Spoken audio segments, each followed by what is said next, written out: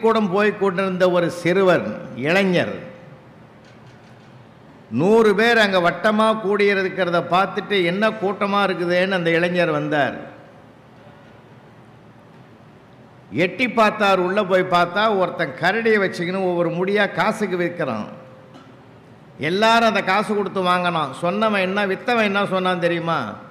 இந்த முடியை கொண்டு போய் கரடி முடியை வீட்டில் வச்சா காசு கொட்டும், பணம் தானே கடவுள்னு சொன்னார் அவர்.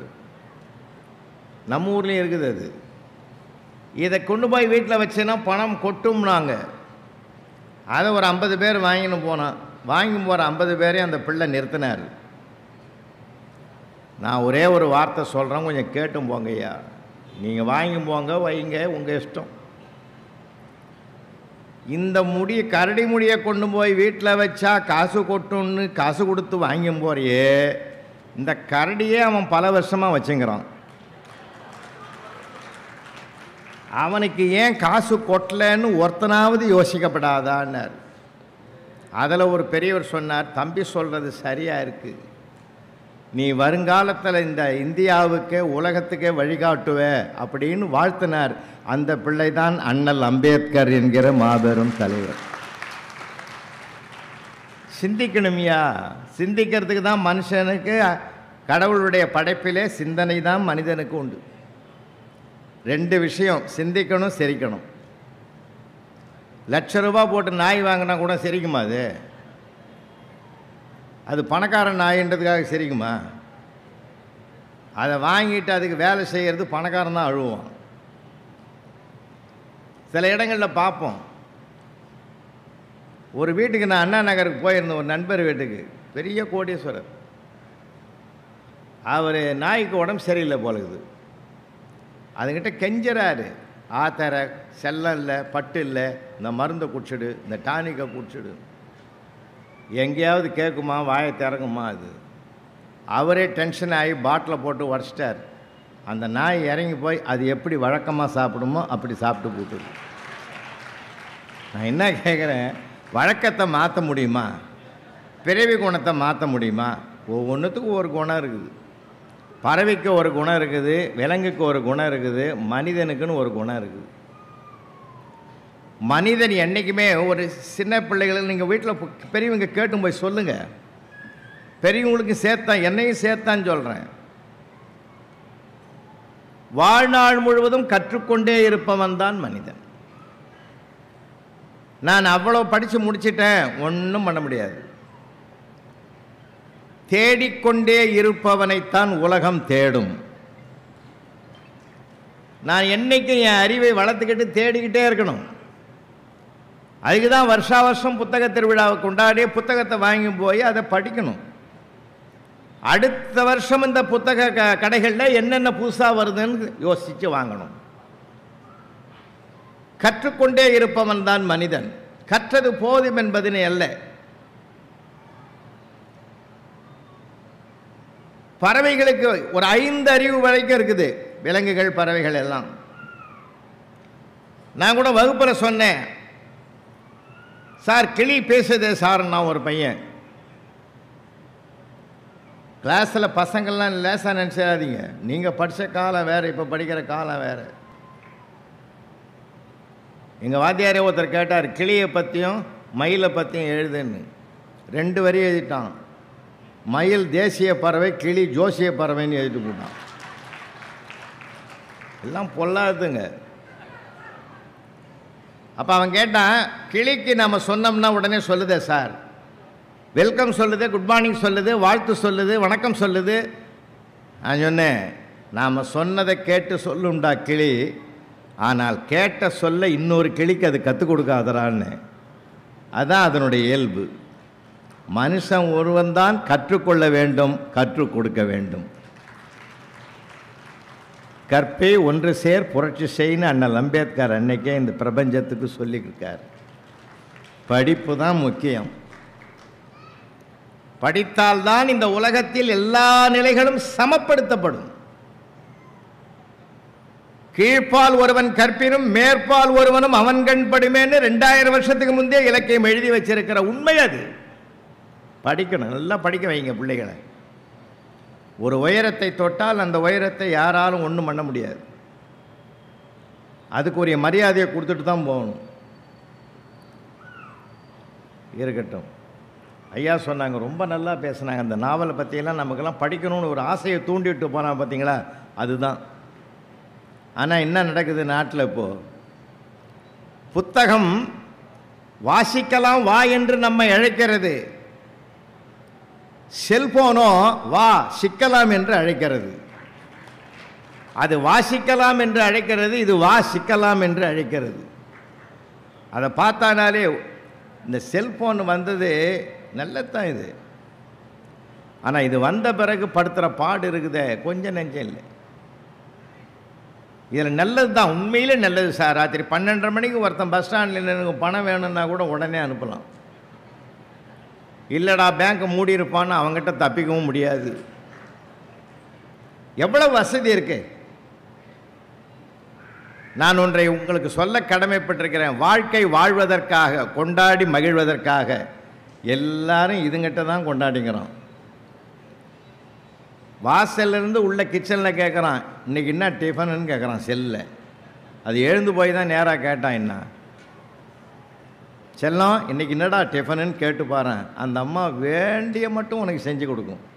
இந்த செல்லிலேயே போய் பேசினிருந்தா எழுந்து உள்ளவா அப்புறம் சொல்கிறேன்னு. அது இன்றைக்கி இருக்கிற வாழ்க்கை முறை அப்படி இருக்கு. உள்ளங்கையில் செல்லை வைத்திருந்தால் உலகத்தை பற்றி தெரியும். செல்ஃபோனை கீழே வச்சு பாருங்கள், வீட்டில் என்ன நடக்குதுன்னு தெரியும். இன்றைக்கி அதை வச்சுக்கிட்டே சுற்றுறோம் சார் உலகத்தை. நீங்கள் நம்ப மாட்டீங்க, ஒரு அம்மா ராத்திரி மிட்-நைட் 12:30 மணிக்கு எழுந்து மேக்கப் பண்ணுது. பொட்டு வைக்குது, பூ வைக்குது, லிப்ஸ்டிக் அடிக்குது, பவுடர் அடிக்குது, எல்லாம் பண்ணுது. அவங்க வீட்டுக்காரனே எழுந்து கேட்டான், அடியே அக்கிரமமாக இல்லை, அதர்மமாக இல்லை, யாரையும் இந்த நேரத்தில் மேக்கப் பார்க்க போகிறான், மேக்கப் பண்ணுறேன். வாயை மூடியா, செல்லில் ஃபேஸ் லாக் வச்சுக்கிறேன், அது உத்து பார்த்தேன் ஓப்பன் ஆக மாட்டேன்னுது. அது மேக்கப்போட பார்த்தா தான் ஓப்பன் ஆகும் போலகுது. நான் படுற கஷ்டம் எனக்கு தான் தெரியும்னுச்சு. அவன் சிரிச்சுக்கிட்டே படுத்துங்கிறான். அந்த அம்மா கேட்குது, நீ எதுக்கே சிரிக்கிற, கிண்டல் பண்ணுறேன். ஒரிஜினல் மூஞ்சி செல்லுக்கே பிடிக்கலடி. நான் 10 வருஷமாக அவங்க கூட குடும்பம் பண்ணுறேன், என்னை கொஞ்சம் கருணையோடு பாடுறேன்னா. இன்றைக்கி வீடு பூரா நாடு பூரா இந்த செல்ஃபோனு. நிறைய பேர் ரோடு கிராஸ் பண்ணும்போது கூட சார் அதில் தான் சார் பேசி போகிறான். எதில் யார் வரான் போகிறான் ஒருத்தனும் தெரியும். மனிதனுக்கு மனிதன் கலந்து பேசுவதனால்தான் வாழ்க்கையின் மகிழ்ச்சியே கிடைக்கிறது. பணத்தை விட மகிழ்ச்சியில் தான் பேரானந்தம் இருக்கிறது. பேசுவதில் தான் சுகம் இருக்கிறது.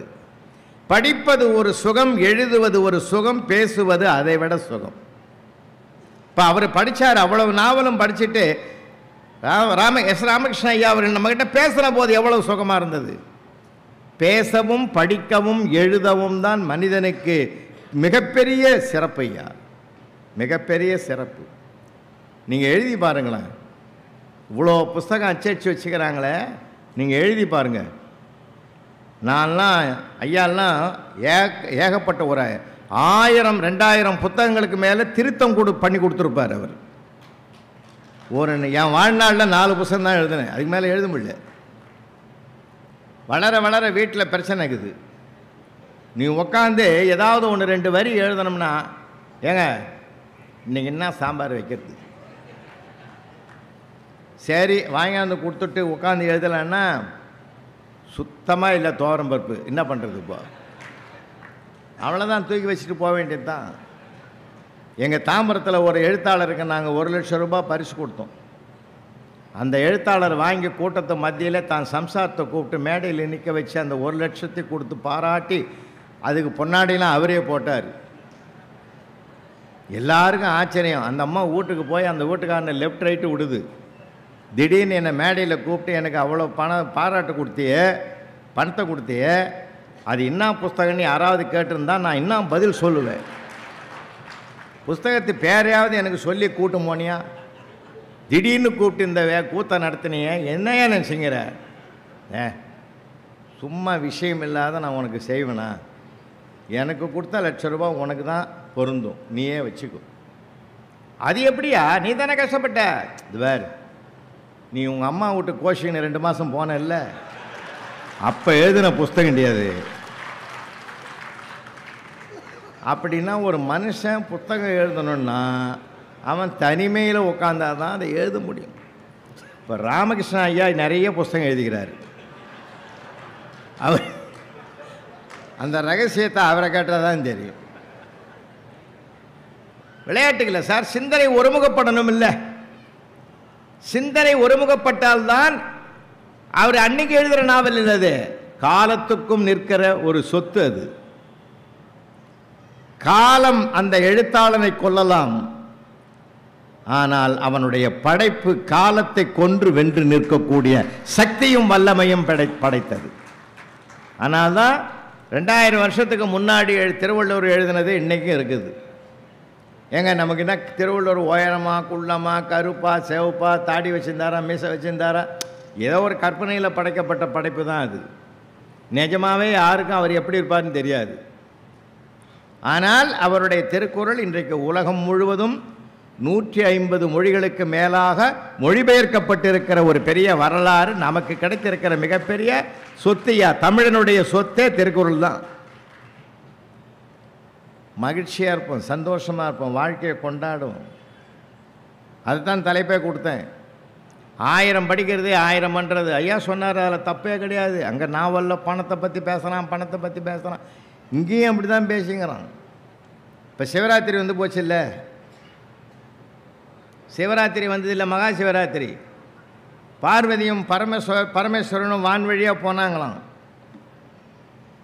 வான் வழியாக போகும்போது பார்வதி தேவி சொன்னாங்களாம், அங்கே பாருங்கள் உங்கள் சிவன் கோயிலில் எவ்வளோ கூட்டம், 10,000 பேர் இருப்பான், எல்லாம் உங்களை பார்க்க தான் வந்துக்கிறான். அதெல்லாம் ஒன்றும் கிடையாது, கம்முன்னு இருந்தார் சிவபெருமான். அப்போ பார்வதி சொன்னாங்களாம், எதுக்கு நேராக போய் பார்ப்போம் வா. 2 பேர் இறங்கி கோயில் உள்ளே போய்க்கிறாங்க. உள்ளே பூசாரி இருந்துக்கிறார் சிவன் கோயில் உள்ளே. இன்னும் உங்களை பார்த்தா புதுசாக தெரியுது, வழக்கமாக வர்ற தம்பதி மாதிரி தெரியலையே, நீங்கள் யாருன்னு கேட்டிருக்கார் பூசாரி. அப்போ அவர் வந்தவர் சொன்னார், நான் தான் சிவபெருமான் அப்படின்னு சொல்லிக்கிறார். உன்னை எப்படி நம்புறது அப்படின்னு கேட்டு, நிஜமாக நான் தான் ஏன் சிவபெருமான், எப்படி நம்புறது, நீ ஏதாவது சொல்லு நான் செய்கிறேன். உள்ளே வச்சுருந்தார் பாருங்க தீர்த்த சொம்பு, பித்தளை சொம்பு, அதை தூக்கின்னு வந்தார். இதை தொடு, இதை நீ வந்து தங்கமாக்கு, உன்னை சிவபெருமான் நம்புறேன்னார். அப்படி தொட்டார், அது தங்கமாக போச்சு. அப்படி பார்த்தா அடுத்த செகண்டு 10,000 பேரையும் காணோம், தலை தெறிக்க ஓடிட்டான். பார்வதி தேவி பார்த்தாங்களாம், நீங்கள் சொல்கிறது உண்மைதாங்க, ஏன் இப்படி பயந்து எல்லாம் ஓடிட்டான்னு தெரியலேன்னுச்சு. பொறுத்திருந்து பாருன்னார் சிவபெருமான். அடுத்த 5 நிமிஷத்தில் அவனை அண்டாம் குண்டாம் சொம்பு தவலை தட்டு எல்லாத்தையும் தூக்கின்னு வந்துட்டான். இதை தொடுங்க இதை தொடுங்க இதை தொடுங்கன்னு. அப்போ தான் சிவபெருமான் சொன்னார், இவன்லாம் என்னையா பார்க்க வந்தான். அதாவது பணத்தை செலவு பண்ணி ஒரு கோயிலை கட்டி கடவுளை உட்கார வச்சுட்டு அவர்கிட்டே போய் பணத்தை கேட்குறவன் நம்மால் மட்டும்தான். ஐயா, ஒரு வேடிக்கையான சமூகம் இது, வேடிக்கையான உலகம். அவனை எந்த ஆடம்பரத்தையும் கடவுள் கேட்கல. அன்பு என்ற ஒன்று இருந்தாலே போதும், அந்த மலை போன்ற இறைவனே ஆட்படுவான். அதனால்தான் அருட்பிரகாச வள்ளலார் சொன்னார், அன்பெனும் பிடியுள் அகப்படும் மலையேன்னர். அன்பாக இருப்போம் சார் ஒருத்தருக்கு ஒருத்தர், அதுக்குன்னா காசாக கொடுக்கணும். காசு பணம் செலவு பண்ணாமல் செலுத்துகிற ஒரே ஒரு பரிமாற்றம் அன்பு தானே. அதுதான் தாய் அன்பு. நேற்று உலக மகளிர் தினம் கொண்டாடணும், அது நேற்றோட சரியாக போச்சா? வாழ்நாள் முழுவதும் கொண்டாட வேண்டியமையா, வாழ்க்கையை கொண்டாடணையா, மகிழ்ச்சியாக இருப்போம். எதுவுமே குற்றம் பார்க்கின் சுற்றம் இல்லைன்னு சொன்னாங்கல்ல. நம்ம புத்தகங்களெல்லாம் வாசித்து வாசித்து ஏதோ புத்தியை வளர்த்துக்கிறதுக்காக மட்டும் இல்லை, அதிலிருந்து நமக்கு என்ன தேவைன்னு எடுத்துக்கிட்டு நம்முடைய வாழ்க்கை பாதையை அமைத்து கொண்டால் அதுதான் ஆனந்தம், அதுதான் மகிழ்ச்சி. நான்லாம் வகுப்பறையில் ஐயா கிட்ட கிட்ட பாடம் தான், அவங்கெல்லாம் கூட சொல்கிறேன், அவங்களுடைய மாணவர்கள் எந்த உயரத்தையும் தொட்டிருக்கிறாங்க. என்னுடைய மாணவர்கள் நிறைய பேர் இருக்காங்க, நிறைய துறைகளில் இருக்காங்க, வெளிநாடுகளில் இருக்காங்க. நான் எல்லாரையும் சமமாக மதிப்பவர்கள். ஏன் தெரியுமா? திறமையில்லாதவன் பிரபஞ்சத்தில் படைக்கப்படுவது கிடையாது. எல்லாருக்கும் ஒவ்வொரு வகையான திறமை இருக்கு. நமக்குள் இருப்பதை அவர்களுக்குள் திணிப்பதை விட அவருக்குள் என்ன இருக்குதுன்னு பார்க்க தயாராயிட்டோம்னா அவனையும் பிரகாசமாக கொண்டு வரலாம். நாம் சில சமயங்களில் நாம் ஒரு கணக்கு போட்டுங்கிறோம், தப்பு கணக்கு போடுறோம். 65 வயசில் ஒரு அப்பா போய் ஹாஸ்பிட்டலில் படுத்துட்டார், உடம்பு சரியில்லாமல். 45 வயசில் இருக்கிற தான் பையனை கூப்பிட்டாரு, எல்லாரையும் போங்கன்ட்டார், அவனை மட்டும் கூப்பிட்டாரு. இங்கே பாடுறா, இப்போவும் கேட்குறேன், நீ 8ஆம் கிளாஸ் படிக்கிற போது கணக்கு பேப்பரை 90 மார்க்கோடு கொண்டாந்து காட்டினேன். நான் அப்போவே கேட்டேன், நீ 90 வாங்குகிற ஆள் இல்லைடா, இந்த பூஜ்யத்தை நீ தானே போட்டேன்னு கேட்டேன். இல்லவே இல்லைன்னு.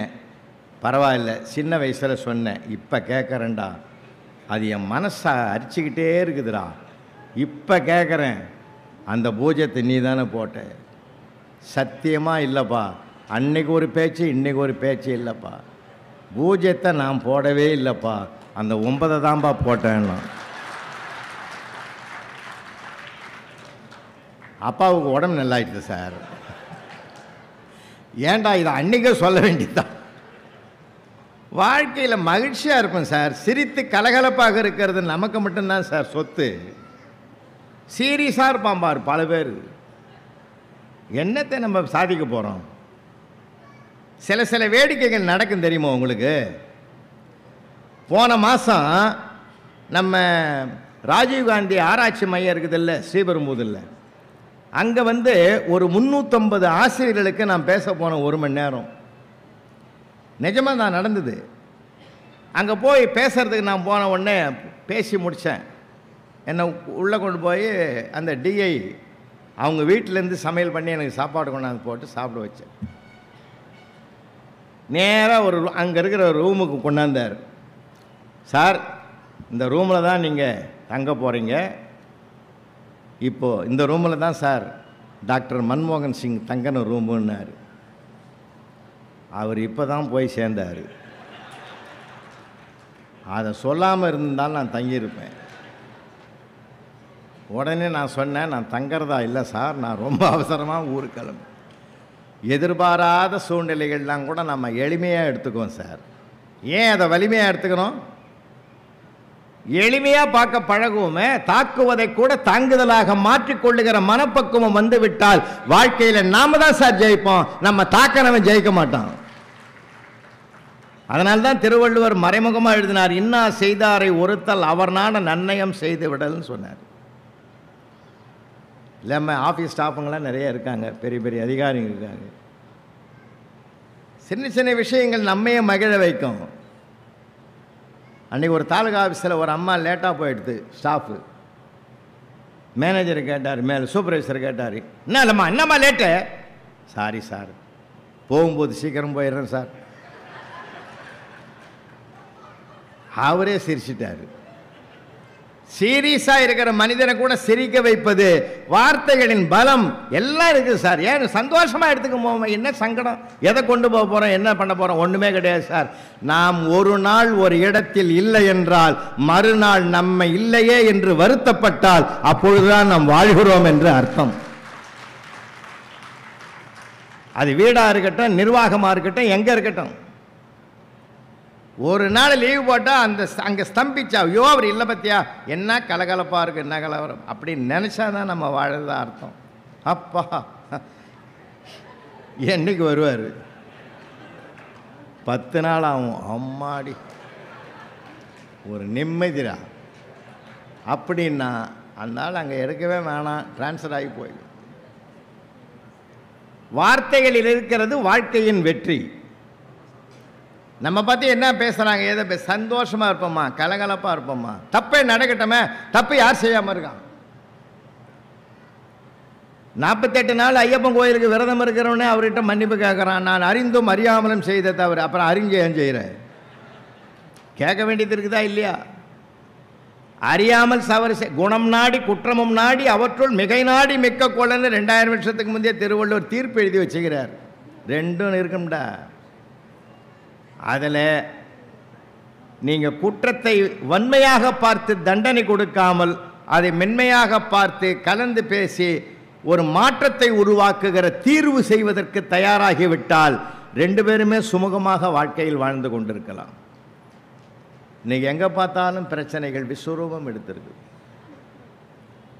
ஒரு கம்பெனியில் போய் ஒருத்தன் லீவு கேட்டான் சார். லீவ் லெட்டரை படிச்சுட்டு பயந்துட்டார் மேனேஜரு. என்னடா இப்படி எழுதிக்கிற? அவன் எழுதிக்கிறான், ரஷ்யாவுக்கும் உக்ரைனுக்கும் சண்டை நடக்கிறதுனால எனக்கு 4 நாள் லீவு வேணும்னு எழுதிக்கிறான். மிரண்டு போனார் மேனேஜரு. அதுக்கு அந்த சண்டைக்கும் உனக்கு லீவுக்கு என்ன பிரச்சனை? அதுக்கு எதுக்கு 4 நாள்னா சமாதானம் தூதுவரானே? சார், போன வாரம் எனக்கு என் சம்சாரத்துக்கு சண்டையாக இருக்குது, அந்த பிரச்சனையை தீர்த்து வைக்கிறதுக்கு எனக்கு 1 நாள் லீவு வேணும்னு கேட்டேன். நீங்கள் என்ன சொன்னீங்க? சின்ன சின்ன சண்டைக்கெல்லாம் லீவு கேட்காதரா நீங்கள். இப்போ பெரிய சண்டை நடந்துக்குது, நான் லீவு கேட்கணும். ஏன்னா நிர்வாகமும் நல்லா நடக்கணும், வீடும் நல்லா நடக்கணும், மகிழ்ச்சியாக இருப்போம் சார். அன்பாக சொல்லுங்களேன். ஏன் ஒரு கையில் அதிகாரம் இருக்கிறது, ஒரு கையில் அன்பு இருக்குது.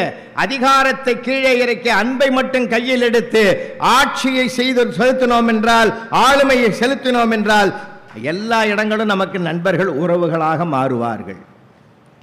அதைத்தான் நான் பணிவா சொல்றேன்.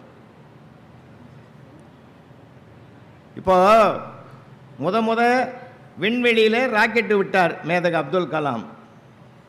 அப்போ அந்த திட்டக்குழுவுக்கு யார் தலைவராக இருந்தது? தவான். தவான் திட்டக்குழுக்கு தலைவராக இருக்கும்போது புறப்பட்ட வேகத்தில் கடலில் ஊந்து போச்சு. நிருபர்கள் பூரா மொத்த பேர் வந்துட்டான். உடனே என்ன பண்ணார் தெரியுமா?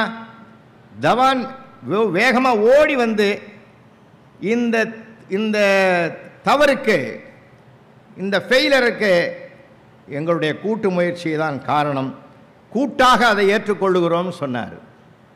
2வது முறை அந்த ஏவுகணையை செலுத்தினார்கள், வெற்றி பெற்று விட்டார்கள். அப்பொழுது தவான் என்ன பண்ணார் தெரியுமா? மேதகு அப்துல் கலாமை முன்னால் நிறுத்தி இந்த வெற்றிக்கு காரணத்தை இவர் விளக்குவார், வெற்றியின் நாயகனே இவர்தான் தயார் தலைமை தாங்கினார்னு சொன்னார் சார். அப்போ தோல்விக்கு தன்னை முற்படுத்தி கொண்டு வெற்றிக்கு தன் கீழே பணியாற்றுகிற ஒருவரை முற்படுத்தினார். பார்த்தீங்களா? இதுதான் சார் தலைமை பண்புக்கு அழகு. இதெல்லாம் நம்ம கற்றுக்கணும், நிறைய விஷயங்கள் கற்றுக்கணும். அதனால தான் சொல்கிறேன், வாழ்க்கை என்பது சாதாரணமான விஷயம் இல்லை. எந்தையும் தாயும் மகிழ்ந்து குலாவி இருந்தது மின்னாடு, அதன் முந்தைய 1000 ஆண்டுகள் வாழ்ந்து முடிந்தது மின்னாடுன்னு பாட்டன் பாரதி பாடினான் சார். இன்றைக்கெல்லாம் நீங்கள் எல்லாருக்கும் இருக்கிற சிக்கல் என்னன்னா, பையன் 1 பொண்ணு 1 2 தான் வச்சுக்கணும். இதுவே போதும்னு ஒரு முடிவுக்கு வந்துட்டோம். இப்போ ஜப்பானில் லேட்டஸ்ட்டாக என்ன நடக்குது தெரியுமா உங்களுக்கு? கல்யாணமே பண்ணிக்க மாட்டேன்றான். ஜப்பான் நாடு அரசாங்கமே அழுவுது இப்போ. ஏன்னா மக்கள் தொகை குறைஞ்சிக்கிட்டே வரான். என்னடா ரஷ்யாவிலே அதே பிரச்சனை வந்துடுத்து. இப்போ குழந்தை குட்டிகளை நிறைய பெற்றுக்கிட்டு அதை வளர்த்துக்கிட்டு அதுக்கு பின்னாடியே ஓடி போய் எவன்டா லோல் படுறது லொங்கடியறதுன்னு கல்யாணமே வேணான்ற முடிவுக்கு ரஷ்யாவில் இருக்கிறவனும் ஜப்பானில் இருக்கிறவனும் வந்துட்டான். அந்த நாட்டு அரசாங்கமே கவலைப்படுது இப்போ. நம்ம நாட்டில் அப்படி வராது, கவலைப்படாதீங்க. ஏன்னா நம்ம ஆளுங்க தான் அடி ஒரே 60ஆம் கல்யாணம் 70ஆம் கல்யாணம் வாழ்நாளில் சுடுகாட்டுக்கு போகிற வரைக்கும் கல்யாணம் பண்ணுவான். இது ஒரு வாழ்க்கை அம்சம், இது வேறு. இப்போ வச்சுங்கிறது ஒரு பையன் ஒரு பொண்ணு தானே சார். நமக்கு என்ன கவலைப்படுறதுன்னு தெரியுமா உங்களுக்கு? என்ன ஆகுமோ ஏதாகுமோ, பல சிக்கல்கள் இருக்குது, பல போராட்டங்கள் இருக்குது. நான் ஒரு செய்தியை சொன்னால் உங்களுக்கு சரியாக இருக்கும்னு நினைக்கிறேன். யாருக்கு எப்படி சொல்லணுமோ அப்படி சொல்லணும்.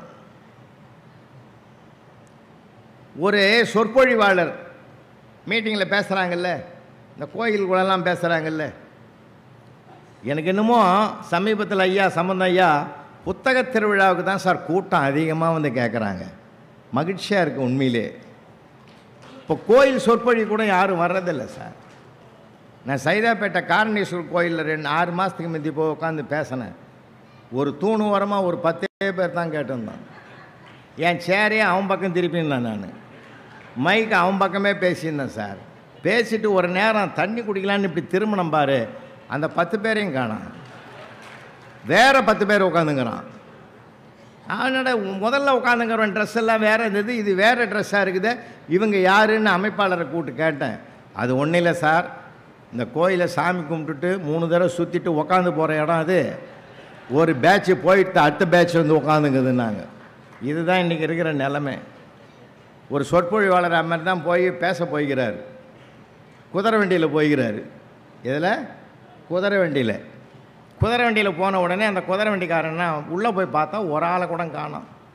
குதிரை வண்டிக்காரன் சொன்னான், சாமி நீ பேசு, நான் உட்காந்து கேட்குறேன், உனக்கு கேட்குறதுக்கு ஒரு ஆள் இருந்தால் போதும்ல, நீ பேசின்ட்டான். அவரும் விடாமல் அவனை ஒருத்தனை வச்சுக்கின்னு அன்னைக்கே கிருஷ்ண பரமாத்மா அர்ஜுனனுக்கு ஒருத்தனுக்கு தான் போதிச்சாருன்னு சொல்லி இவனை உண்டு இல்லைன்னு பண்ணி ஒரு 2 மணி நேரம் அவனை உட்கார வச்சுக்கிறார். உட்காந்து கேட்டுட்டு அவனை கேட்டுக்கிறாரு, குதிரை வண்டிக்காரன் அவனை கேட்டுக்கிறார், எப்படி என் பேச்சேன்னு. அவன் என்ன அறிவாக சொன்னான் பாருங்க பதில், சாமி நான் 4 குதிரை வச்சுக்கிறேன், ஒவ்வொரு குதிரைக்கும் சாப்பாடு தனித்தனியாக கொடுப்பேன், ஆனால் வந்தது ஒரு குதிரைன்னா அதுக்கு உண்டான சாப்பாடை மட்டும்தான் கொடுப்பேன். நீ என்ன பண்ணியிருக்கிற, 4 குதிரைக்கு வேண்டிய சாப்பாடை ஒரே குதிரைக்கு கொடுக்குற மாதிரி இப்போ எனக்கு கொடுத்துக்கிற. நீ என்ன சொன்ன என்ன போனன்னு எனக்கு ஒன்றுமே விளங்கலை. இவரை விட அவன் தெளிவாகிறான் இல்லைங்களா? எல்லா இடங்களிலுமே சார், நீங்கள் இருக்கிற இடத்துல சூழ்நிலை சந்தர்ப்பத்தை மகிழ்ச்சியாக பாருங்கள். இருக்கிறது 1 2 இதை வச்சு நீ எப்படி பண்ணுறதுன்னு பல வீடுகளில் போராட்டம் இருக்குது தெரியுமா உங்களுக்கு? அதை வச்சு தான் நான் பேசுகிறேன். பாசம் காட்டினா மோசம் பண்ணிடுவானாம், ரொம்பவும் கண்டிச்சா ஊட்ட விட்டு ஓடிடுமோ, அப்படி ஒரு பயம் இருக்குது. அவன் போர்வைக்குள்ளே இந்த செல்லை வச்சு பார்த்தான்னா அவன் என்னத்தை பார்க்குறானோ ஏதை பார்க்குறானோ, அவன் 5 நிமிஷம் பார்த்துட்டு தூங்கிடுவான். ஆனால் நாம தான் ராத்திரி பூரா தூங்காமக்கிறான், எதை பார்த்தான் என்ன பண்ணான் என்ன போனான். அவன் மனசில் களங்கம் இல்லை, நம்ம மனசில் தான் களங்கம் வந்து ஆட்டி படைக்குது. ஒன்றே ஒன்று சொல்கிறேன், பிள்ளைங்க மேலே நம்பிக்கை வைங்கம்மா, நம்பிக்கை வைங்க. வெளிநாட்டில் எல்லா பிள்ளைகளையும் நான் போய் பார்த்துருக்கேன், ரசிப்பேன் பிள்ளைகளை நான். அவன்லாம் என்ன அருமையாக இருக்கான் தெரியுமா? கடுமையாக உழைக்கிறான். கடுமையான உழைப்பு நம்பிக்கை 2 சொற்களுக்கும் உரியவனாகத்தான் நம்ம பிள்ளைகள் வெளிநாட்டில் வாழ்ந்து கொண்டிருக்கிறார்கள். அதனால் அவங்க மேலே நம்பிக்கை வைங்க. அவனுக்கு இப்போ தாழ்வு மனப்பான்மையை உண்டாக்கிடாதீங்க. நான் என்ன ஒன்று சொல்கிறேன், வாழ்க்கையை மகிழ்ச்சியாக கொண்டாடணும்னா உங்கள் பிள்ளைகளை உங்கள் பிள்ளைகளாக மட்டும் பாருங்கள். இன்னொரு பிள்ளையோடு தயவு செஞ்சு அவனை கம்பேர் பண்ணவே பண்ணாதீங்க. அது அப்படிக்குது இது எப்படிக்குது, நீ வந்து எனக்கு வாய்ச்சிய, அவன் ஒரு மாதிரியாக நம்மளை பார்ப்பான். நானாக கேட்டேன் இந்த வீட்டில் பிறக்கணும்னு? அப்படி கேட்குற வாய்ப்பு இருந்தால் நான் பிரைம் மினிஸ்டர் வீட்டில் பிறந்திருப்பேன்ல. அவருக்கு கல்யாணம் ஆகலையோ? சரி, எதுக்கு சொல்கிறேன்னா, வாழ்க்கையில் ஒரு மகிழ்ச்சி வேணும்னா நாம் எதையுமே ஒரு தாழ்வாக அணுகக்கூடாது, உயர்வாக பார்க்க பழகுங்க. உயர்வாக பார்க்க பழகுங்க சார், மகிழ்ச்சியாக இருக்கும் எப்பயுமே. அப்படியும் சமீபத்தில் கோயம்புத்தூரில் நடந்த ஒன்று சொல்கிறேன் உங்களுக்கு. ஒரு பையன் +2ல் ஃபெயில் ஆகிட்டான் சார். ஃபெயில் ஆன உடனே என்ன பண்ணான், அவன் சூசைட் பாயிண்ட்டுக்கு போயிட்டான். ஏன் தெரியுமா இந்த மாதிரி இடத்துக்கு போகிறாங்க? அம்மாவும் அப்பாவும் அவனிடத்தில் அதிகமாக பேச தவறியதனால்தான் இந்த மாதிரி முடிவுக்கு போகிறாங்க. நிறைய பேசுங்க, எங்கள் அம்மா எங்கள் அப்பா நம்பிக்கைக்குரியவர்னு அவன் நம்பணும் இல்லை. அப்போது அந்த பையன் ஃபெயில் ஆகிட்டு என்ன பண்ணான், சூசைட் பாயிண்ட்டுக்கு போயிட்டான். அவங்க அப்பா எப்படியோ காப்பாற்றி கொண்டு வந்துட்டார். இருந்தாலும் ஒரு 3 மாதம் அவன் அது மனசை விட்டு அவனுக்கு அகலலை, போவே இல்லை. அவன் முகத்தை பார்த்தே வருத்தப்பட்ட அவங்க அப்பா என்ன பண்ணார், ஒரு நாள் 1 ஏக்கர் நிலத்தில் பருத்தி வச்சிருக்கார். அந்த பருத்தி செடியெல்லாம் பார்க்கலாம் வாடான்னு சொல்லி அவனை கூட கூட்டிகிட்டு போனார். அப்படியே ரவுண்டு பார்த்துட்டு வரும்போது ஒரு செடி பூச்சடிச்சிருக்குது. பூச்சடிச்ச அந்த ஒரு செடியை பார்க்குறார். பார்த்துட்டு பையன் எதிர்க்கே சொன்னார், அந்த வேலை செய்கிற ஆளுங்களை கூப்பிட்டு இந்த ஏக்கர் பூரா கொளுத்திடுன்ட்டார். இந்த 1 ஏக்கர் நிலத்தில் இருக்கிற அத்தனை பருத்தி செடிகளையும் கொளுத்திடுங்கன்ட்டார். அப்போது அந்த பையன் கேட்டான், என்னப்பா பைத்தியக்காரத்தனமாக இருக்குது, ஒரு செடியில் பூச்சடிச்சுது, நீ ஏன் எல்லா செடியும் கொளுத்துற? அப்பா உடனே பிடிச்சிட்டாரு, நீ கூட ஒரு தடவை தான்டா ஃபெயில் ஆன, அதுக்காக ஏன் வாழ்க்கையை முடிச்சுக்கிற? அதுக்காக தான்டா நான் சொன்னேன், செய்கிறேன். அப்போ தான் மனசு மாறணும். ஒரு செடிக்காக அத்தனை செடிகளையும் கொளுத்துவது எப்படி தவறோ, ஒரு வருஷம் நான் ஃபெயில் ஆனதுக்காக என் வாழ்க்கையை முடித்து கொள்வது தவறுப்பா, இனி இந்த தவறை செய்ய மாட்டேன்னு அவன் மனமாற்றம் பெற்றான். இப்படி தான் நாம் வழி நடத்தணுமே தவிர நாம் அவருக்கு முரட்டுத்தனமாக ஒரு முடிவாக எடுக்கக்கூடாது. இன்னொரு வரலாறு சொல்கிறேன். சேலத்தில் ஒருத்தன் நீட்டில் ஃபெயில் ஆகிட்டு உயரமான இடம் நம்ம ஊரில் எதிரானு செல்ஃபோன் டவர் தான் உயரமாகுதுன்னு அது மேலே ஏறிட்டான். ஊரே வந்தது, அப்பா அம்மா கெஞ்சறாங்க, வாடா இறங்கி வாடா இறங்கி. முடியாது, என் முடிவில் மாற்றமே கிடையாதுன்ட்டான். விழப்போகிறது உறுதின்னான். அப்போ அவன் ஃப்ரெண்டு ஒருத்தன் ஓடியாந்தான், அல்லறே அடிச்சின்னு. நண்பா நல்ல வேலை உடலில் அங்கே ஏறுறா, நான் சொல்கிறதுக்கு 2 வார்த்தை கேட்டுக்கின்னு இறங்கடா பாவி, உன் முடிவை எடு. நான் வரும்போது உன்னை காப்பாற்றுறதுக்கு ஓடியாரும்போது ஒரு பெரியவரை பார்த்தேன், இந்த மாதிரி கீழே விழுந்து அகால மரணம் அடைந்தால் அதுக்கு என்ன ஆகும்னு கேட்டேன். அகால மரணம் அடைவனுக்கு அடுத்த ஜென்மம் இருக்குதுன்னு அந்த ஆள் சொன்னான்டா. ஒருவேளை நீ கீழே விழுந்து உயிர் விட்டீங்கன்னா அடுத்த ஜென்மத்தில் பிறந்தேன்னு வச்சுக்கோ, மறுபடியும் எல்கேஜிலேருந்து படிக்கணும்டா, கொஞ்சம் யோசிடா. மலைன்னு இறங்கி வந்துட்டான் சார் அவன். இனி ஒரு ஜென்மத்தில் எவன்டா மூட்டை தூக்குறது எல்கேஜிலேருந்து, வேணாம் போ, 1000 சொல்லட்டும் உலகம்னு இறங்கி வந்தான். யாருக்கு எப்படி சொல்லணுமோ அப்படி சொல்லணும், பக்குவமாக சொல்லுங்கள். ஏன் நம்ம கோவப்படணும், உணர்ச்சி வசப்படணும்? மகிழ்ச்சியாக எல்லாத்தையும் சந்தோஷமாக எடுத்துங்க. எதையுமே நீங்கள் எளிமையாக எடுத்துங்க. எளிமையாக எடுத்தீங்கன்னா நமக்கு பிரச்சனை வர்றதுக்கு வாய்ப்பே கிடையாது. வாழ்க்கையை கொண்டாடி ஜெயிக்கணும்னா 2 விஷயம், ஒன்று மௌனம், இன்னொன்று சிரிப்பு. நீங்கள் 2ஐயும் ஃபாலோ பண்ணி பாருங்களேன். ஒய்ஃபு கண்ணாமன்னு ஏதாவது பேசட்டும் வீட்டில், மௌனமாக இருக்கு, பிரச்சனையே வராது. எனக்கு தெரிஞ்ச ஒரு நண்பர் அதை கேட்டும் போய் உட்காந்து அந்த அம்மா ஏறி பாடி இருக்குது. என்ன திருப்பதியில் கேட்டாங்க, திருச்செந்தூரில் கேட்டாங்க, பழனியில் கேட்டாங்க, திருப்பதியில் கேட்டாங்க, எல்லாம் மொட்டடிக்கிற ஊராக சொல்லுது. நம்மால் கம்முன்னு உக்காந்துக்கிறான். உக்காந்துட்டு ஏன் ஒன்றுத்துக்குமா பதில் சொல்ல மாட்டேன்? உள்ளூரில் என்னை தவிர எவனும் கேட்கல. கேட்காதவன்லாம் உனக்கு பெருமையாக தெரியுது, கேட்குற நான் உனக்கு சிறுமையாக தெரியுதுன்னா போயா, நீ இப்படி தான் பேசுவேன். சமாதானமாக இருறாங்கல்ல சார். நான் என்ன கேட்குறேன், எல்லாத்துக்குமே எதிர்ப்புக்கு எதிர்ப்பு தெரிவித்தால் தான் பிரச்சனை அதிகமாகும். சில நேரங்களில் மௌனமாக இருக்க பழகுவோம், சில நேரங்களில் சிரித்து பழகுவோம். 2மே அந்த பிரச்சனைகளை வளரவிடாமல் தடுக்கிற மிகப்பெரிய ஆயுதங்கள். அதை மகாத்மா காந்தி தன் வாழ்நாளிலே கையில் எடுத்துக்கொண்டார். பிள்ளைகளுக்கு நல்லா பேசுங்கம்மா, நிறைய பிள்ளைகளுக்கு பேச தெரியல, யாருக்கிட்ட என்ன பேசணும்னே தெரியல சார். அவனுக்கு நிஜமாக சொல்கிறேன், உண்மையில் பொய் சொல்லலை, உங்களுக்கே தெரியும். யாராவது நம்ம வீட்டுக்கு உறவுக்காரன் வந்தால் உட்காந்து பேசுகிறான், அவன் யாரோ அந்நியனை பார்க்குற மாதிரி பார்த்துட்டு போடுறான். நாம் வந்து தான் போராடியும் கிடக்கிறோம். என்னையே என் தம்பி வீட்டுக்கு போய்க்கிறேன், அவன் பையன் மேலேருந்து கீழே இறங்கி வந்தான், பார்த்துட்டு பிரமிச்சு நின்னான். என்னடா தம்பி எப்படி இருக்கிறேன்னு? இல்லை சார், உங்களை எங்கேயோ வாட்ஸ்அப்லேயோ ட்விட்டர்லேயோ ஃபேஸ்புக்லேயோ எங்கேயோ பார்த்த மாதிரி இருக்குதுண்ணா. உன் பெரியப்பாடா நான். இன்றைக்கி அவனுக்கு உறவு தெரியல, ஊர் தெரியல, யாரும் தெரியல. நாம் தான் சொல்லிக் கொடுக்கணும் அவனுக்கு நிறைய விஷயங்கள். பிள்ளைகள் அது அவன் அயல் நாட்டில் இருக்கிற மாதிரி அந்நியன் ஆகிட்டான் வீட்டுக்குள்ளேயே. நிறைய விஷயங்கள், நல்ல வார்த்தைகளை சொல்லிக் கொடுங்க. பெரிய பெரிய விஷயங்கள் நான் சொல்ல விரும்பலை. வாழ்க்கையில் மனிதன் தொடர்பு படுத்துவது எது? நல்ல வார்த்தைகள் தான் உங்களையும் என்னையும் தொடர்பு படுத்தும். அந்த மரியாதைக்குரிய வார்த்தைகள், நல்ல மங்களகரமான வார்த்தைகளே பேச பழகுமே. அதனால தானே நமக்கு தமிழ்நாடு அரசாங்கம் இருமொழி கொள்கைன்னு ஒன்று வச்சுருக்காங்க இல்லையா? இருமொழி கொள்கைன்னு ஏன் வச்சிருக்கிறாங்க? நம்ம காலங்காலமாக பேரறிஞர் அண்ணா அவர்கள் தோற்றுவித்தது அது. இருமொழி கொள்கை போதும்னு அன்னைக்கு நமக்கு சொன்னாங்க. ஏன்?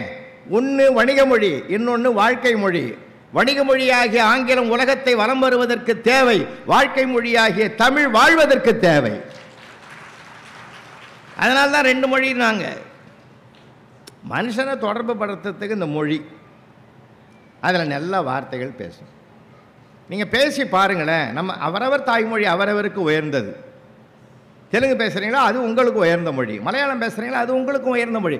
கன்னடம் பேசுகிறேன் சார், மொழியில் அவங்கவுங்க தாய்மொழி அவங்கவுங்களுக்கு உயர்ந்தது. எல்லாத்துக்கும் அத்தனை மொழிகளுக்கும் தாய்க்கு தாயான மொழி நம்ம தமிழ் மொழி இல்லையா? அதனால் நீங்கள் அதில் அந்த மொழியில் எவ்வளோ சுகம் இருக்குது சார். எங்கள் ஏரியாவில் சிவகுமார்னு ஒரு லைன்ஸ் கிளப்பு கவர்னர் இருந்தார். அவர் வீட்டுக்கு நான் போயிருந்தேன். என்னுடைய புத்தகத்தில் கூட அதை எழுதியிருக்கேன். யூடியூப்பில் அந்த ஸ்பீச் இருக்கும், பழைய காலம் அப்போ பேசுனது. அவர் போய் நான் உட்காந்துங்கிறேன் சார். அவர் சொன்னார், புலவரையா வந்திருக்கிறாரு, சர்க்கரை இல்லாத பால் கொண்டு வாடான்னார். உள்ளே ஓடி போய் வேகமாக ஒரு டம்ளர் நிறையா கொண்டாந்து வச்சான் சார். வச்ச வேகத்தில் அந்த பால் அவன் வேகமாக வச்சான். அது டொம்முன்னு வச்சதில் இப்படி இப்படி தழும்புச்சு, ஒரு ஆட்டமே ஆடுது. நான் சொன்னேன், நான் சவுத் ஆர்காட் டிஸ்ட்ரிக்டில் விழுப்புரத்தில் பிறந்து வளர்ந்தவன். நான் என்ன பண்ணியிருக்கணும், தழும்புதரான்னு சொல்லியிருக்கணும். அந்த பையனை கூப்பிட்டு சொன்னேன், டே சாம்பு பால் ஆடுதுரு அப்படின்னு. இல்லை மாமா அது மாடுதுன்னா. புரியுதா? நான் ஆடுதுன்றதை அவன் ஆட்டுப்பால் நினச்சிக்கணும், மாடுதுன்னு நான் சார். அவன் எதிர்பாராத வகையில் ஒரு சொல்லில் எவ்வளோ சுகம் இருக்குது பார்த்தீங்களா? நான் ஆச்சரியப்பட்டு போனேன். ரொம்ப இதுவாக இருக்குது. இன்றைக்கி பிள்ளைகளுக்கு தமிழ் கூட தெரியலம்மா, வருத்தமாக இருக்குது. சொல்லிக் கொடுங்கம்மா. 10:30 மணிக்கு ராத்திரி 6ஆம் கிளாஸ் படிக்கிற பையன் டீச்சருக்கு மெசேஜ் அனுப்பிச்சிக்கிறான் செல்லில். டீச்சர் நான் தொங்க போகிறேன், நீயும் தொங்குன்னு. அந்த டீச்சரை அல்லறி அடிச்சுன்னு ஆட்டோ எடுத்துக்கின்னு அவன் வீட்டு வாசலில் போய் நின்று இருக்குது. அந்த பையனுக்கு அவங்க அம்மா வெளியில் வந்து, என்ன டீச்சர் இந்நேரத்தில் வந்துக்கிறீங்கன்னு. இல்லை உங்கள் பையன் என்ன பண்ணுறான்னு பார்க்கலான்னு இந்த பக்கமாக போகிறோம் வீட்டுக்கு பார்க்கலான்னு வந்தேன்னா, அவன் நல்லா தூங்குறான் டீச்சர்னுச்சது. அப்போ தான் டீச்சருக்கே புரிஞ்சுது, நான் தூங்க போகிறேன் நீ தூங்குன்னு அவன் எழுதுனதுக்கு பதிலாக எழுத தெரியல, நான் தொங்க போகிறேன் நீ தொங்குன்னவன் இவன் எதில் தொங்குறானோன்னு அது பயந்து போச்சு. நீங்கள் எவ்வளோ தகராறு வருது. கொஞ்சம் சொல்லிக் கொடுங்கம்மா, தமிழ் சொல்லிக் கொடுங்க, பேச கழுவுங்க. பேச தெரியலனா அப்புறம் என்னம்மா இருக்குது, எதுக்கு படிக்கிறது? மதுரைக்கு பக்கத்தில் என் தம்பி முறையா ஓன 2003 இறந்துட்டான். ஃப்ளைட்டில் போய் மாட்டுத்தாவணியில் இறங்கி போயிட்டு ஒரு மலர் மாலை வாங்கி போட்டான். அவனுக்கு போட்டுட்டு நான் நிற்கிறேன். அவன் புள்ள பிஎஸ்சி செகண்ட் இயர் படிக்கிற ஒத்த பையன் எழுந்து நின்று என்னை கட்டி பிடிச்சி கதறி கதறி அழுதாயா, பெரியப்பா நீ எல்லாம் இருக்கிற போது எங்கள் அப்பா போயிட்டாரேண்ணா சார். நீங்கள் எல்லாம் சிரிக்கிறீங்க, நான் 15 நாள் லீவு போட்டு வேலைக்கே போகலையா? ஆச்சரியமான வார்த்தைகளை அவன் பேச தெரியாவிட்டாலும் அதிர்ச்சி தர வார்த்தையை பேசாமல் இருக்க வைங்க ஐயா. ரொம்ப பயங்கரமாக இருக்குது. இப்போ நல்லா பேசணும் சார் மனிதனுக்கு. எனக்கு அருட்தந்தை வேதாத்திரி மகரிஷியை ரொம்ப பிடிக்கும். அவர் இந்த வையகத்துக்கு கொடுத்த வார்த்தை என்ன தெரியுமா? வாழ்க வளமுடன். என்ன அழகான வார்த்தை, என்ன அழகான வார்த்தை. திரும்ப திரும்ப அது நேரங்காலம் பார்த்து சொல்லணும். அதை ஒரு தடவை அப்படி தான் நான் சொல்லிவிட்டு நான் மாட்டிக்கணும் வீட்டில். அவன் சாதம் வடிக்கும் போது கஞ்சி தண்ணி கையில் பட்டுக்குது. அண்ணா வாழ்க வளமுடன், அவ்வளோதான் முடிஞ்சு போச்சுங்க. எந்த இடத்துல எப்போ சொல்லணுமோ அப்போ தான் சொல்லணும், எல்லா இடத்துலையும் சொல்லிடக்கூடாது இல்லை. அதனால தான் எதுக்காக சொல்ல வரேன்னா, எல்லா இடங்களிலுமே சார் நல்ல வார்த்தைகளை பேச கற்றுக் கொடுங்க. இப்போ நிறைய பேருக்கு தெரியல சார், அது வாழ்க்கையில் எப்படி யாரை மகிழ்விக்கிறது, யாரை இது பண்ணுறது எப்படின்னு தெரியல. நீங்கள் கூட நான் அசனமாம்பேட்டைக்கு போயிருந்தேன், காஞ்சிபுரம் பக்கத்தில் அசனமாம்பேட்டை. அங்கெல்லாம் ஒரு பிரம்மாண்டமான பட்டிமன்றம். நான் பாக்யராஜ் சார், நிழல்கள் ரவி எல்லோரும் போயிருந்தோம். பேசி முடிச்சுட்டு கீழே இறங்கி வரும்போது ஒருத்தன் ஓடி வந்தான் சார், பதறி அட்டிஷன் வந்து, சார் ப்ளீஸ் சார் ஒரே ஒரு செல்ஃபி சார்ண்ணா. சரி எடுத்துக்கிடான்னு எடுத்துக்கின உடனே கேட்டான், சார் நீ யார் சாருன்னு கேட்டான். எதுக்குடா அப்போ எதுக்குடான்னு செல்ஃபி எடுத்தேன். எனக்கு எப்படி இருந்திருக்கேன் மனசு. எப்படி ஒரு ஆளுகிட்ட பழகணும்னு தெரியாமலே நம்ம படித்து என்ன பிரயோஜனங்க? எப்படி என்ன பிரயோஜனம் சார்? எப்படி எழுதணும், எப்படி பழகணும்லாம் பெரியவங்க அன்றைக்கி சொல்லி கொடுத்தாங்க. இன்றைக்கி இல்லை, மாறி போச்சே. அதை விடுங்க. தாம்பரத்தில் ஒரு தந்தையார் இறந்துட்டார், ஒரே பையன் அவன் இருக்கிறான். அவங்க அப்பா விசாரிக்கிறதுக்கு உறவுக்காரன் பூரா வரான். முதல்ல ஒரு ஆள் வந்தான், தூரத்து உறவு, சொந்த உறவு. அப்பா போயிட்டாருன்னு கேள்விப்பட்டேன், ரொம்ப கஷ்டமாக இருந்தது. எப்படி போனாருன்னா, ஹார்ட் அட்டாக் வந்து போயிட்டார். எங்கே ட்ரீட்மெண்ட் எடுத்தேன்? தாம்பரத்தில் தான் பார்த்தேன். ஓயா, சிட்டியில் எவ்வளோ பெரிய டாக்டர் இருக்கிறான், அங்கே காட்டுறதை விட்டுட்டு தாம்பரத்தில் காட்டினா எப்படா பழிப்பான்? தப்பு தான்ட்டான். 1 மணி நேரம் பொறுத்து இன்னொருத்தன் வந்தான். அப்பா போயிட்டான்னு கேள்விப்பட்டேன். எப்படி இதே வசனத்தை சொன்னான். எங்கே காட்டினேன்? அவன் தாம்பத்தில் காட்டினு திட்டிட்டு போட்டான். சிட்டியில் தான் டாக்டர்கிட்ட காமிச்சேன், பெரிய பெரிய டாக்டர்கிட்டலாம் காமிச்சேன், அப்பயும் போயிட்டாருன்னா. உனக்கு அறிவு இருக்காடா? உள்ளூரில் எவ்வளோ டாக்டர் இருக்கிறான், இவங்கிட்ட காட்டுறதை விட்டுட்டு அங்கே இழுத்தும் போய் அந்த அலையை விட்டா எப்படா பழைப்பான்? அம்பங்குக்கு போட்டானா? அரை மணி நேரம் பொறுத்து இன்னும் 2 பேர் வந்தான். கேள்விப்பட்டேன், அப்பா எப்படி போனார். அவன் கேட்கறது முந்தைய அவன் சொல்லிட்டான், உள்ளூரில் 10 நாள் காட்டினேன், சிட்டியில் 10 நாள் காட்டினேன், அப்படி இருந்தால் அவர் பழைக்கலன்னா. எங்கேயாவது ஒரு இடத்துல காட்டுறதுக்கு துப்பு இல்லை, அந்த ஆளை நீயே போட்டு தள்ளிடா போடா அப்படின்ட்டு போட்டான். கடைசியில் 2 மணி நேரம் பொறுத்து இன்னும் 4 பேர் வந்தான். கேள்விப்பட்டான்னா அவன் புள்ள சொன்னான், அப்பா நீங்கள் 4 பேரை அந்த ஆளையே எழுப்பி கேட்டுக்கோ, என்ன எல்லாம் கேட்டு அவர் போன இடத்துக்கு என்ன அனுப்பிடுவீங்க போல இருக்குது, நீயே கேட்டுக்கிட்டான். இன்றைக்கி வாழ்க்கையில் அப்படி தான் சார் இருப்பான். எல்லா இடங்களிலுமே மலிந்து கிடக்கிறது. யாரிடத்தில் எப்படி? ஏன் ஒரு ஆள் நம்ம மூத்தவங்களை பார்த்து நீ என்று சொன்னால் கூட அது கொலைக்கு சமம்னு மகாபாரதம் சொல்லுது. மகாபாரதத்தில் வருதுங்க, நீ என்று சொன்னாலே அது கொலைக்கு சமம்னா. நான் அதை படிச்சுட்டு பதறிட்டேன். ஒரு நாளைக்கு நம்மளை எத்தனை பேர் கொல்றான்? நீ வா போன்னு தானே சொல்கிறான் நிறைய பேர். எவ்வளவு பண்பாட்டை சொல்லிக் கொடுக்கிறது, எவ்வளவு நாகரிகத்தை சொல்லிக் கொடுக்கிறது. நாம் இன்னைக்கு எல்லாமே பேச தவறியதுனால பல பெரும் பிரச்சனைகள் விஸ்வரூபம் எடுத்திருக்கிறது. படிப்பு மட்டுமே ஒரு மனிதனுக்கு வாழ்க்கை அல்ல, படிப்பை தாண்டிய பண்பாடு தான் ஒரு மனிதனுடைய வாழ்க்கையாக அமையக்கூடும் என்றால், இன்னொன்று சொல்லணுமா, படிப்பே நமக்கு சோறு போடாட்டாலும் நம்முடைய பண்பாடு நேர்மையும் நமக்கு ஒரு காலத்தில் சோறு போடும். எனக்குள்ள நான் படிப்பு வரலன்னாலும் பரவாயில்லைங்க, விடுங்க. இங்கே இருக்கிற பெற்றோர்களுக்கு நான் வணங்கி கேட்குறேன், படிப்பு வரலையா விட்டு தள்ளுங்க சார். அவனுக்கு என்ன வரும்னு பாருங்க, அவனுக்கு என்ன வரும்னு பாருங்க, அதில் அவனுக்கு சிறப்பாக்குங்க. விரும்பியது கிடைக்கவில்லை என்றால் கிடைத்ததை விரும்பிக் கொள்ள வைப்பதற்குரிய வாய்ப்பை நாம் உருவாக்கிவிட்டால், இப்போ பார்த்தீங்கன்னா டிராகன் ஒரு படம் பார்த்துருப்பீங்க, யாராவது பார்த்தீங்களா? டிராகன் படம் பாருங்க, அவசியம் பாருங்க. அதனுடைய தேம் ரொம்ப அருமையாக இருக்குது. நான் சமீபத்தில் பல படங்கள் பார்த்தேன். பார்த்துட்டு வெளியில் வந்தால் ஒரு அருவாளியை ஒரு கத்தியை தூக்கின்னு போய் எவனையாவது 4 பேர் குத்தனம் போல ஒரு உணர்வை தூண்டுறான். இந்த ஒரு படம் தான் மனுஷனை திருத்துறதுக்கு ஒரு மார்க்கத்தை டிராகன் படத்தை எடுத்துருக்கணும். ரொம்ப உண்மையிலே இருக்குது, நல்லா இருக்குது, போய் பாருங்கள். அதில் என்ன ஆகுது, இந்த பையன் ஒரு தவறு பண்ணுறான், தவறு பண்ணி வாழ்க்கையில் ஜெயிக்கிறான். ஆனால் அது தவறுன்னு உணர்ந்து தண்டனை அனுபவிக்கிறான். அப்போ கூட அவங்க அப்பா தன் நிலையிலிருந்து மாறாமல் பிள்ளையை ஏற்றுக்கொண்டு அவனுக்கு ஒரு நல்ல வழியை கற்றுக் கொடுத்து ஆதரவு கொடுக்குற கதை சார். அது இன்னைக்கு இருக்கிற தேவையாது. நீங்கள் அதை தயவு செஞ்சு பாருங்கள். அது நம்ம மாற்றிக்கணும். நம்ம மாற்றிக்கிட்டோம்னா பல மாற்றங்கள் உருவாகும். ஏன்னா படிப்பு என்பது அறிவுக்கு தீனி போடுகிற படிப்பு வேறு, அனுபவத்தில் பெறுகிற படிப்பு வேறு. வாழ்க்கையில் நம்ம எவ்வளவோ கற்றுக்க வேண்டியது இருக்குது. பணத்தை தேடித்தான் இந்த உலகம் பிரபஞ்சம் ஓடிக்கொண்டிருக்கிறது, அதில் மாற்று கருத்துக்கு இடமே கிடையாது. பணம் தான். இன்னைக்கு பாருங்க, யாரை பார்த்தாலும் அங்கே நான் 2 ஏக்கர் வாங்கி போட்டுருங்க, இங்கே 2 ஏக்கர் வாங்கி போட்டுருங்க, இங்கே 5 ஏக்கர் வாங்கி போட்டுருக்கிறேன். வாக்கிங் காலையில் போகும்போது நிம்மதியாக உடம்பு நல்லா இருக்கணும்னு நிறைய பேர் வாக்கிங் போவான். கூட வரவனோட போவாதீங்க, தனியாகவே போங்க. இனிமேல் அவன் கூட வரவன் சும்மா இருக்க மாட்டான். இந்த இடத்த 1000 ரூபாய்க்கு கொடுக்குறான்னா, நான் வேணான்னு வந்தேன், இன்றைக்கி 1 கோடி போகுது. அவன் வாக்கிங் வந்த வேலையும் போச்சு. அவன் அப்படியே ஷாக்காகி போய் படுத்துக்குவான். அதில் என்ன இருக்குது சார், நமக்குன்னு எது நிலைக்குமோ அதுதான் நிலைக்கும். நமக்குன்னு உள்ளது எங்கேயும் போகவே போகாது. 6 ஏக்கர் வாங்கட்டும், 600 ஏக்கர் வாங்கட்டும், 6000 ஏக்கர் வாங்கட்டும், அந்த ஊரில் அவனுக்கு 6 அடி நிலம் நிரந்தரமாக சொந்தமாகுது. அது ஏற்கனவே வாங்கி வச்சுக்குது. இவனுக்குன்னு அது வாங்கி வச்சுக்குது இல்லை. அவன் அங்கே வாங்கி போட்டான், இங்கே வாங்கி போட்டான்றான். அது சொல்லுது, நான் உனக்கு ஏற்கனவே வாங்கி போட்டு வச்சுக்கிறேன்டான்னு. இதுதான் சார் வாழ்க்கை. இருக்கிற வரைக்கும் சந்தோஷமாக இருப்போம் சார், மகிழ்ச்சியாக இருப்போம் சார், ஆனந்தமாக இருப்போம் சார்.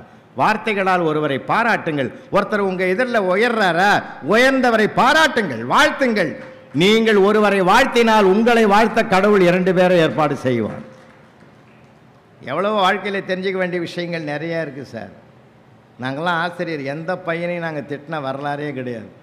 நீ ஒன்றுத்துக்குமே உருப்பட மாட்ட, லாய்க்கு இல்லைன்னு சொன்னதே கிடையாது. எங்கள் வாயில் அந்த வார்த்தையும் வராது. அவன்லாம் என்ன ரொம்ப பாராட்டுவேன், படுத்துவான் சில நேரங்களில். ஆனாலும் அவனை நாங்கள் நிச்சயமாக பாராட்டுவோம். அதுவும் அந்த பெண் பிள்ளைகளுக்கும் ஆண் பிள்ளைகளுக்கும் நிறைய வித்தியாசம் இருக்குது. ஐயா அனுபவசாலி.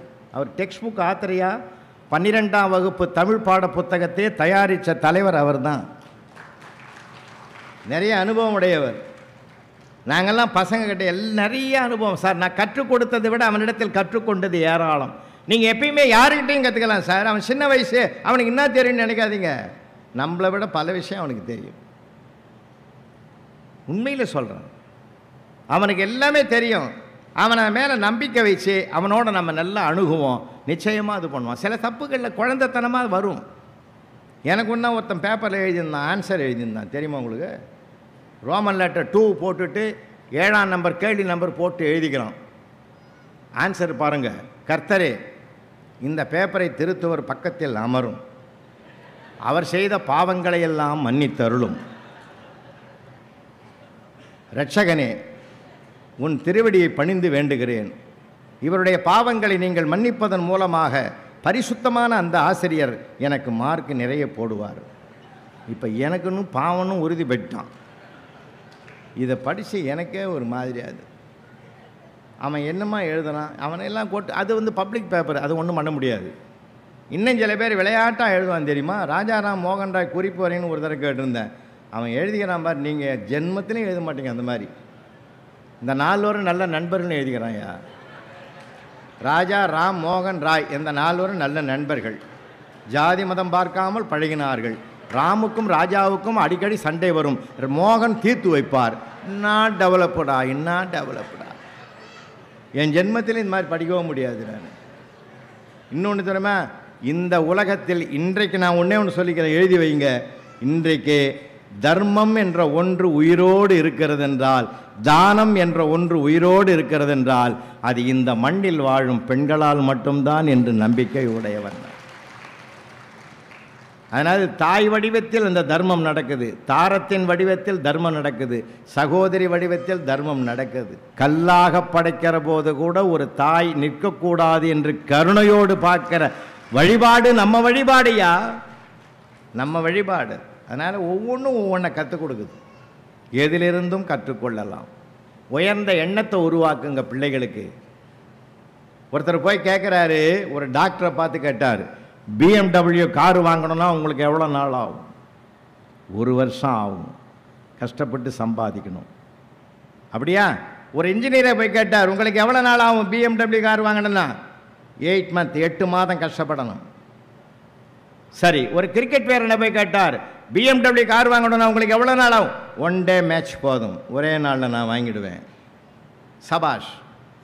அப்போ ரத்தன் டாட்டா இருந்தார், ரத்தன் டாட்டாவை போய் கேட்டாங்க, BMW கார் வாங்கணும்னா உங்களுக்கு எவ்வளோ நாள் ஆகும்? 5 வருஷம் ஆகும். கேட்டவனுக்கு அசந்து விட்டான். அவர் 1 வருஷம்னாரு, அவர் 8 மாதம்னாரு, அவர் 1 நாள்னாரு. மல்டி மில்லியனர் பெரிய கோடீஸ்வரன், உங்களுக்கு ஐயா 5 வருஷம் சொல்கிறீங்க? அவர் சொன்னார், BMW கார் கம்பெனி எவ்வளோ பெருசு, அந்த கம்பெனியை வாங்கணுன்னா எனக்கு 5 வருஷம் ஆகும்னாரு. இப்போ புரியுதுங்களா? நம்ம எண்ணம் எப்படியும் உயர்வாக இருக்கணும். அவனை காரை பற்றி யோசித்தான், இவர் கம்பெனியை பற்றி யோசிச்சார். இப்போ ரத்தன் டாட்டா ஏன் அந்த உயரத்தை தொட்டாருன்னு தெரியுதா? ராக்பெல்லர் ஃப்ளைட்டில் பறக்கிறாரு.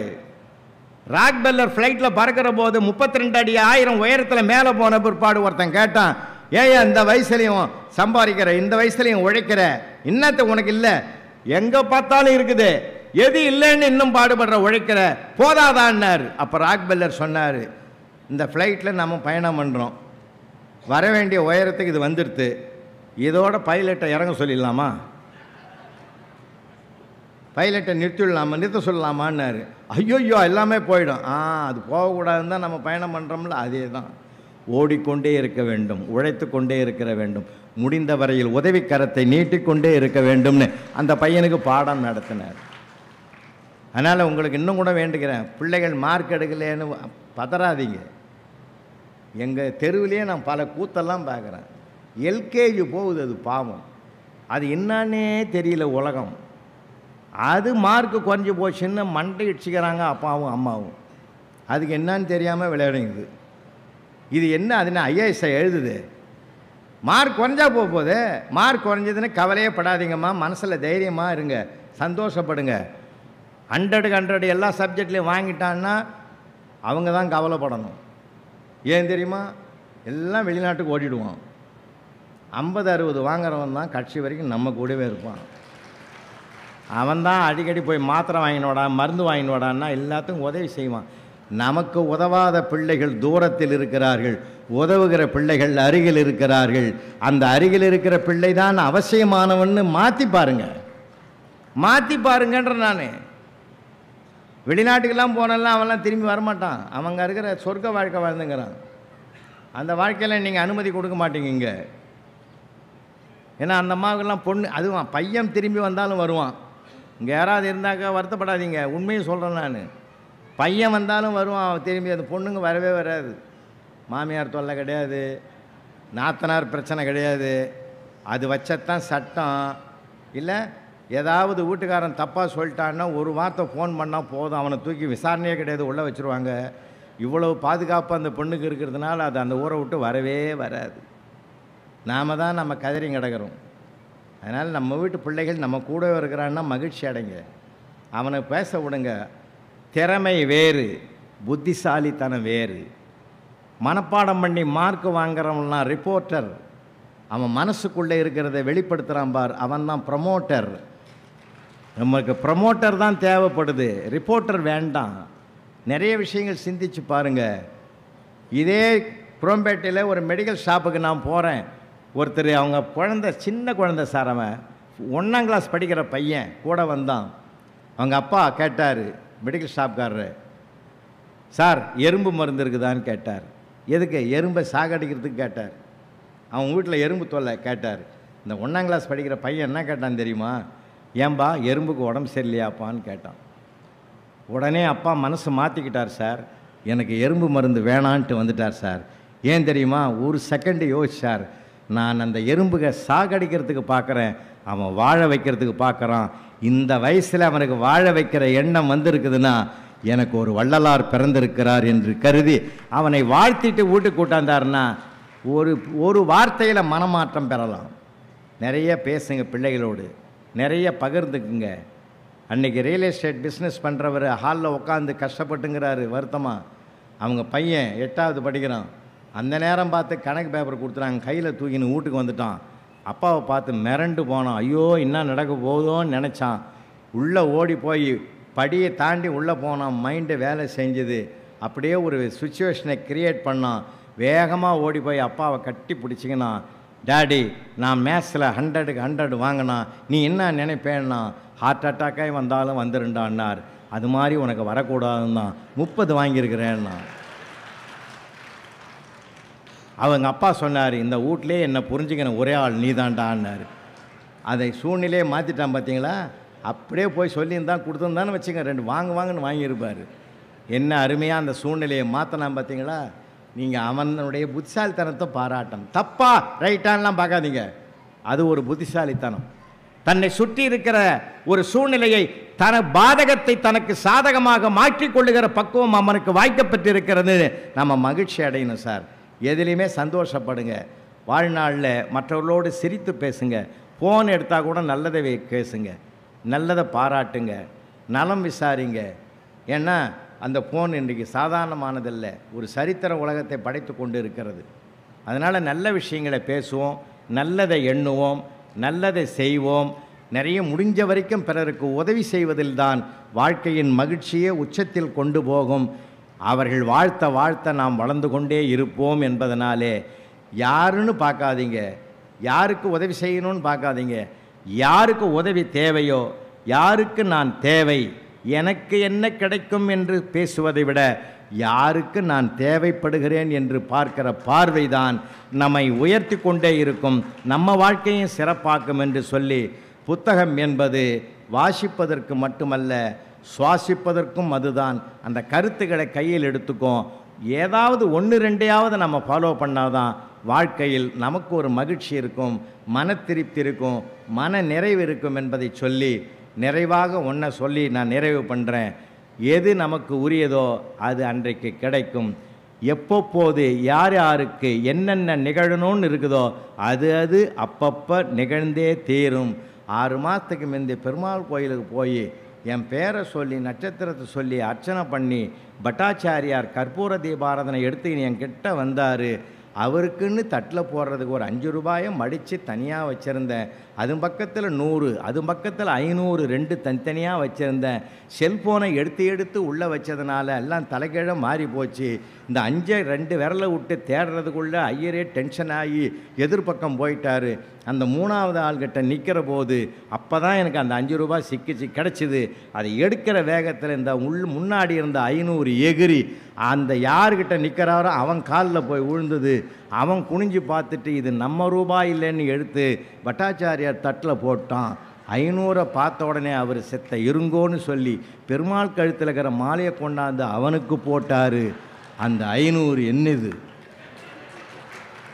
இன்றைக்கி அவனுக்கு மரியாதை கிடைக்கணும்னு பெருமாள் அனுகிரகம் பண்ணியிருக்கிறாரு. அவர் யார் வீட்டு பணம்னு பார்க்கல, யாருக்கு பண்ணணும்னு தான் அவர் நினைக்கிறாரு. அது ஏன் பணம்னு நான் பாதுகாத்தேன், அது உன் பணம் இல்லைடா, அது அவனுக்கு மரியாதை கொடுக்க போகிற பணம்டான்னு அவனுக்கு கொடுத்தாருன்னா யார் யாருக்கு எப்பப்போ என்னென்ன நடக்குமோ அதை நடந்தே தீரும். நமக்கு உள்ளது எவனாலும் எடுக்க முடியாது, நமக்கு உள்ளது வந்தே தீரும். ஒரு காலத்தில் உங்களுடைய பொருளை இழந்து விட்டீர்களா? நம்பிக்கையோடு இருங்கள். சத்திய பிரமாணமிட்டு சொல்லுகிறேன், நான் நேர்மையாக சம்பாதித்தது, உழைத்து சம்பாதித்தது போய்விட்டது. ஆனால் கடவுள் ஒரு நாளைக்கு கொடுப்பான். அது இயேசுவாக இருக்கட்டும், அது அல்லாவாக இருக்கட்டும், அது பெருமாளாக இருக்கட்டும், எல்லாம் வல்ல சிவனாக இருக்கட்டும், நான் நம்புகிற ஒரு கடவுள் திரும்ப எனக்கு கொடுப்பான் என்று நம்புங்கள். நிச்சயமாக அந்த பணம் உங்களிடத்தில் வந்து சேர்ந்தே தீரும். இந்த மாற்றம் தர்மத்துக்கு என்றுக்கும் தோல்வி வந்ததே கிடையாது. அள்ளி கொடுத்தவர்களுக்கு யாரும் வைத்ததே கிடையாது, வாழ்த்தைத்தான் சொன்னார்கள்.